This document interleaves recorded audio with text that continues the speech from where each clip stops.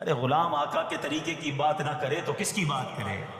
ارے مولا علی کو تو دیکھو یار، یا رسول مولا علی شیر خدا، ہم پنجتن کے غلام ہیں، اہل بیت سے محبت کرتے ہیں، صحابہ سے پیار کرتے ہیں، ان کو دیکھیں نا، ایک ایک قدم کو، ایک ایک طریقے کو، ایک ایک انداز کو فالو کیا کرتے تھے۔ آپ کو پتہ ہے حضرت ابوبکر صدیق رضی اللہ عنہ کا وصال کا دن آنے والا تھا، آپ کو آخری گھڑیاں تھیں، آپ نے اپنی صاحبزادی بی بی عائشہ صدیقہ رضی اللہ تعالی عنہا سے پوچھوایا ذرا یہ تو بتاؤ نبی پاک کا جو وصال کا دن تھا وہ دن کون سا تھا؟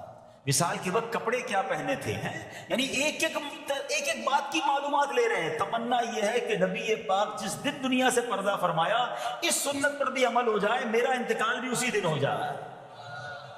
آپ غور کریں کتنی باریکی سے پیارے آقا علیہ السلام کو صحابہ اکرام اہل بیت اطہار فالو کرتے تھے، اور آج پتہ نہیں کیا ہو گیا ہے۔ سنت ابھی تھوڑے دنوں بعد انشاءاللہ حاجی حج کو جائیں گے، اللہ مجھے اور آپ کو بار بار حج کی سعادت عطا فرمائے۔ حج کے دنوں میں ایک ہی سوال ہوتا ہے، مینا کی راتیں سنتی ہے نہ گزارے تو حضرت پہ دم تو نہیں ہو جائے گا؟ ارے تمہیں صرف دم کی فکر ہے، گئے کس لیے حج پہ؟ میرے آقا نے اگر خیموں میں مینا کے میدان میں رات گزاری تو عاشق رسول کے لیے تو اس سے بڑی راتیں کون سی ہوں گی؟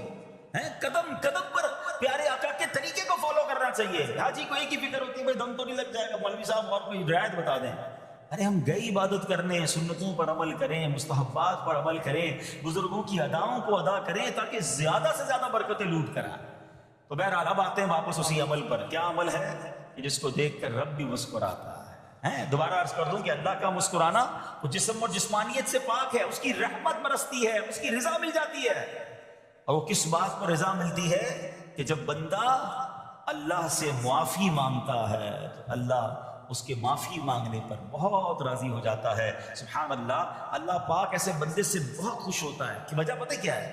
وہ فرماتا ہے دیکھو میرا بندہ جانتا ہے کہ اس سے گناہ ہوا ہے اور یہ بھی جانتا ہے کہ میرا مالک بخشنے والا ہے۔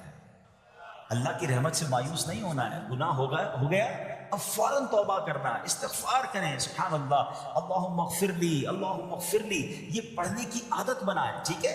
اور اس کے معنی بھی ہمیں پتہ ہونا چاہیے کہ یا اللہ مجھے بخش دے، یا اللہ مجھے بخش دے۔ اور سبحان اللہ ہو سکے تو استغفار کے اور بھی الفاظ ہیں، استغفر اللہ، استغفر اللہ۔ ہمارے شجرہ قادریہ تاریہ میں سید الاستغفار لکھا ہے، وہ پڑھنے کی عادت بنائیں، کم از کم 100 بار تو دن میں استغفار کریں نا۔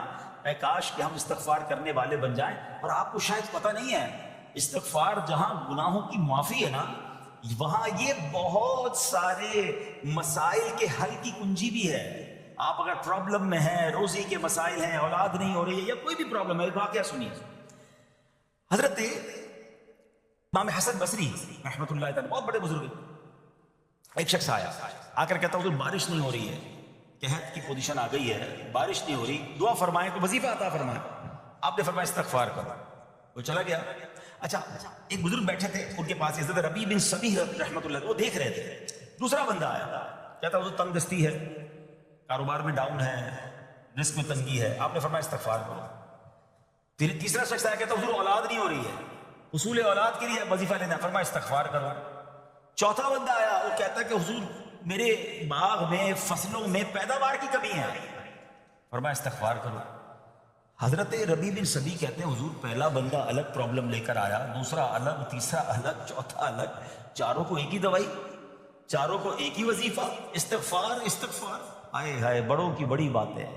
قرآن میں بھی پڑھتا ہوں، قرآن آپ بھی پڑھتے ہیں، مگر دیکھو اللہ والے کیسے پڑھتے ہیں۔ کیا خوبصورت جواب دیا آپ نے۔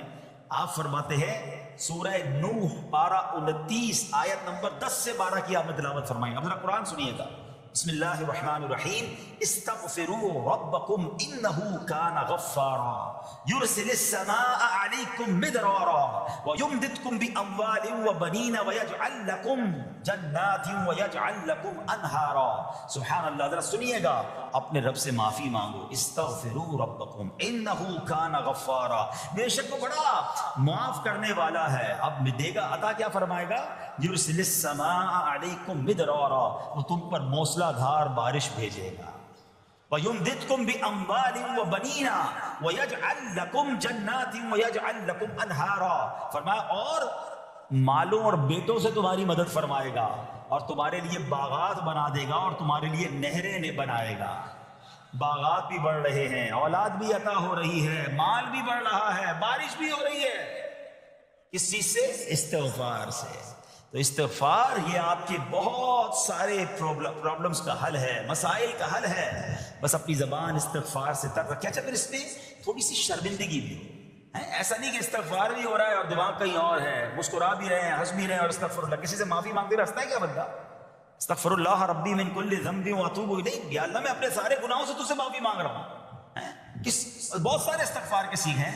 استغفر اللہ العظیم من کل ذنب عظیم، اے اللہ میں تجھ سے استغفار کرتا ہوں، وہ رب جو بہت عظیم ہے، اپنے سارے بڑے گناہوں سے میں استغفار کرتا ہوں.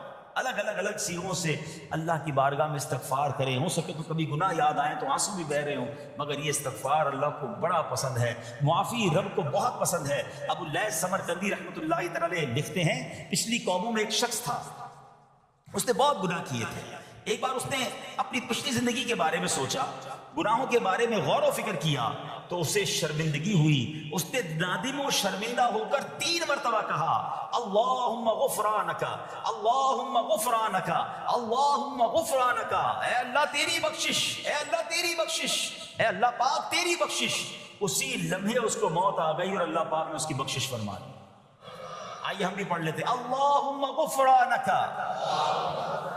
اللہم غفرانک اللہم غفرانک. استغفار کرنا، توبہ کرنا، گناہ یاد کر کے شرمندہ ہونا، یہ اللہ کو کتنا پسند ہے.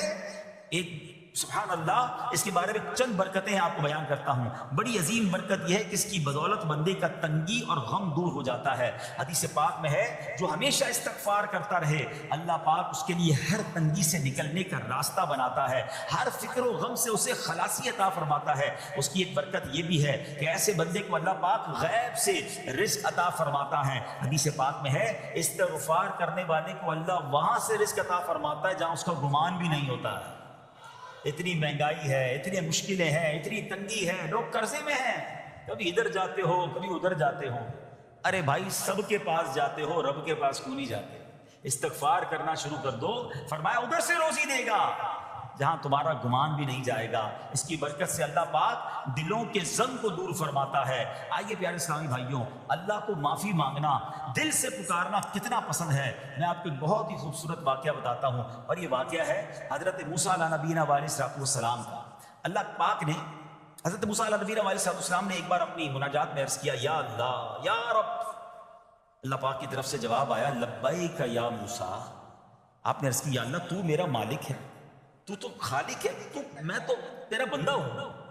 ارشاد ہوا مجھے یہ پسند ہے کہ جب مجھے کوئی میرا بندہ یا رب پکارے تو میں اسے لبیک کہہ کر جاؤں. اللہ فرما رہا ہے. حضرت موسیٰ نے عرض کی یا رب کیا یہ ہر موتی بندے کے لیے ہے؟ کیا ہر نیک آدمی کے لیے ایسا ہے کہ جب تجھے وہ پکارے تو لبیک فرماتا ہے؟ سنو اللہ فرماتا ہے ہاں بلکہ ہر گناہگار بندے کے لیے بھی ہے. حضرت موسیٰ نے عرض کی یا اللہ فرما بردار تو تیری اطاعت کرتا ہے، وہ بات تو سمجھ آ رہی ہے، گناہگار پر یہ کرم کس وجہ سے؟ اے سنو میرے رب کیسا کریم ہے. فرماتا ہے اے موسیٰ اگر میں بھلائی کرنے والے کو اس کی بھلائی کا بدلہ دوں اور برائی کرنے والے پر اس کی برائی کی وجہ سے احسان نہ کروں تو میرا جود و کرم کہاں جائے گا؟ اللہ فرماتا ہے میرا پھر کرم، میری رحمت کس لیے ہے؟ برائی کرنے والا بھی، گناہ کرنے والا بھی مجھے پکارتا ہے، میں اسے بھی لبیک کہہ کر جواب دیتا ہوں. حضرت موسیٰ علیہ نبینا علیہ السلام کو ایک بار وحی نازل ہوئی کہ اے موسیٰ فلاں علاقے میں جاؤ، ہمارا ایک نیک بندہ اس کا انتقال ہو گیا ہے، جا کے اس کو غسل دو، اس کو کفن دو اور اس کا جنازہ پڑھو. حضرت موسیٰ وہاں پہنچ گئے اور جب وہاں جا کر آپ نے لوگوں سے کہا کہ مجھے فلاں بندے کے پاس لے جاؤ جس کا انتقال ہوا ہے، مجھے غسل دینا ہے، کفن پڑھنا ہے، جنازہ پڑھنا ہے.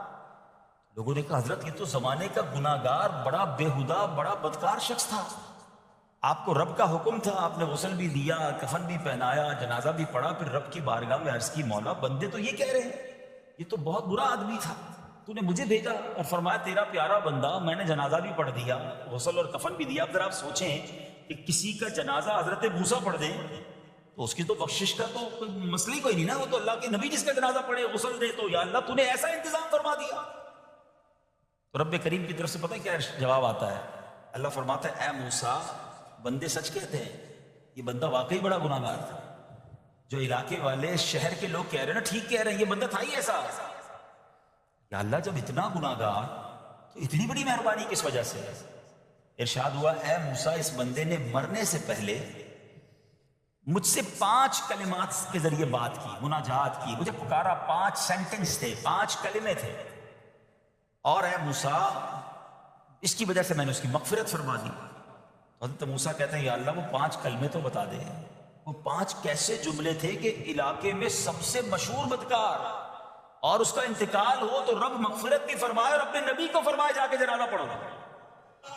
تو آپ نے کہا یا اللہ وہ 5 کلمات بتا دے۔ اب ذرا یہ 5 کلمات سنیے گا، ایکچولی جو بات سمجھنی ہے نا، استغفار ہے کیا، معافی مانگنا ہے کیا، توبہ کیا ہے۔ اللہ فرماتا نا کہ ہم نے سنا کہ جو بندہ اللہ سے استغفار کرتا ہے اللہ اسے دیکھ کر مسکراتا ہے، اس کی وجہ یہ کہ بندہ رب کی بارگاہ میں اپنے آپ کو سرنڈر کرتا ہے، اپنے گناہ یاد کرتا ہے، اپنی کم مائگی کا اظہار کرتا ہے۔ وہ کہتا ہے نا الندم التوبہ، شرمندگی توبہ۔ شرمندہ ہو جائے نا انسان، دنیا میں پتہ ہے کیا معاملہ ہے، ہم کسی عدالت میں جا کر کہتے ہیں ہم نے جرم کیا ہے، اقبال جرم، ٹھیک ہے، تو کیا ہوتا ہے، جج کہتا ہے پھر اس کو گرفتار کرو اور سزا سناؤ، بندہ خود ہی مان رہا ہے، گواہوں کی ضرورت کیا ہے۔ دنیا کی عدالت میں اقبال جرم پر سزا ملتی ہے، میرے رب کی رحمت کی عدالت دیکھو، بندہ وہاں جا کر اقبال جرم کر لے، شرمندہ ہو جائے، معافی مانگ لے، اللہ اس کے سارے گناہ معاف فرما دیتا ہے۔ یہ فرق ہے دنیا والوں میں اور رب کی عدالت میں، سبحان اللہ۔ وہ حضرت موسیٰ کہتے ہیں یا اللہ وہ 5 کلمے بتا، اور بتائے گئے تو وہ 5 کلمے سنیے گا ذرا۔ وہ بندہ کہتا ہے مرنے سے پہلے اے رب تو جانتا ہے میں نیکوں سے محبت کرتا ہوں اگرچہ خود نیک نہیں ہوں، یا رب تو جانتا ہے میں فاسقوں سے بغض رکھتا ہوں اگرچہ میں خود فاسق ہوں۔ سمجھ رہے بات، اللہ نیکوں سے پیار کرتا ہوں، مجھے پتا ہے میں خود نیک نہیں ہوں، میں گناہ گاروں سے نفرت کرتا ہوں حالانکہ میں خود بھی گناہ گار ہوں، کہیں بھی اپنی بڑائی نہیں ہے، میں گناہ گار، میں بدکار، مگر اللہ میں پیار کرتا ہوں نیک لوگوں سے۔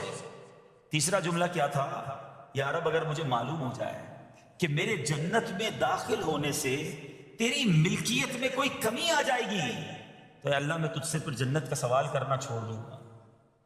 مجھے یہ پتا ہے یا اللہ تو نے مجھے جنت میں داخل کیا نا، تیری جنت میں کوئی کمی نہیں آئے گی، بہت بڑی ہے، اب مجھے داخل بھی کرنے سے تیرا کچھ نہیں جائے گا، اگر کچھ جاتا ہوتا تو یا اللہ میں جنت تیرے سے مانگنا چھوڑ دیتا۔